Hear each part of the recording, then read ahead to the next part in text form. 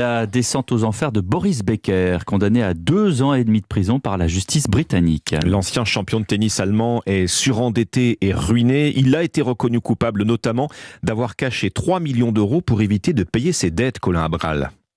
Oui, le sextuple vainqueur en Grand Chelem va devoir passer par la case-prison, un triste sort pour l'ancien numéro 1 mondial. Le 8 avril dernier, Boris Becker avait été reconnu coupable de 4 chefs d'accusation, retrait de biens, 2 chefs de non-divulgation de biens et dissimulation de dettes.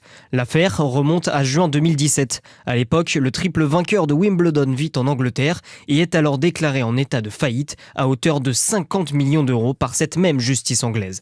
S'ensuit après plusieurs années compliquées pour l'Allemand, utilisation d'un compte professionnel pour ses dépenses du quotidien, transfert d'argent sur le compte de ses ex-épouses, non-déclaration d'un prêt, Becker s'enlise dans la banqueroute.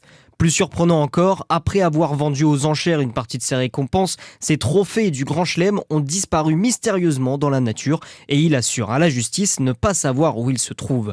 Finalement, après 5 ans sans payer ses dettes, celui qui a entraîné Novak Djokovic pendant 3 ans a été condamné à 2 ans et demi de prison, mais il devrait malgré tout seulement purger la moitié de sa peine derrière les barreaux.